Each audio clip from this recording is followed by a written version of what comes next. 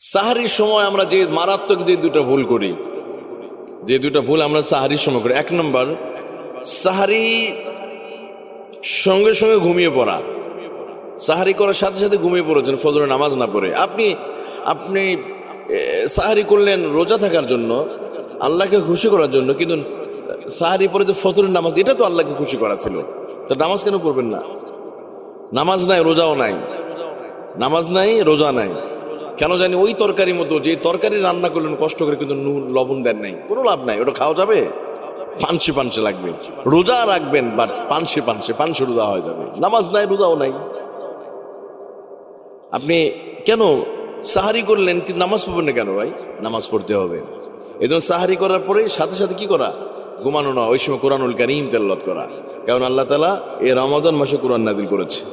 শাহরু রমাদান আল্লাযী উনজিলা ফীহিল কুরআন হুদাল লিন-নাসি ওয়া বাইয়িনাতিম মিনাল হুদা ওয়াল ফুরকান।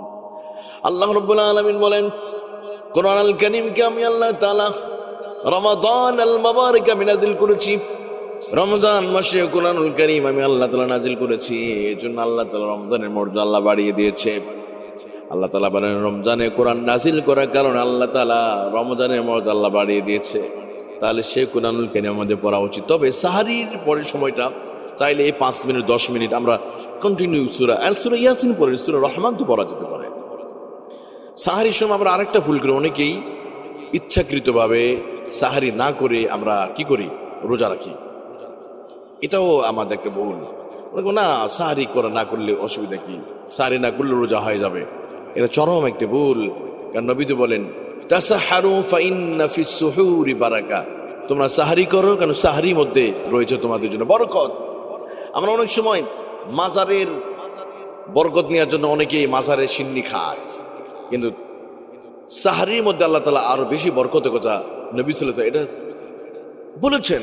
এবং হাদিসের মধ্যে এসেছে সাহারিতে বেশি কল্যাণ রয়েছে। সাহারি খাবে নিজের কল্যাণের জন্য, নিজের উন্নতির জন্য সাহারি খেতে হবে। সাহারির ভিতরেই বরকত। তবে হ্যাঁ, কেউ যদি সাহারি খেতে পারে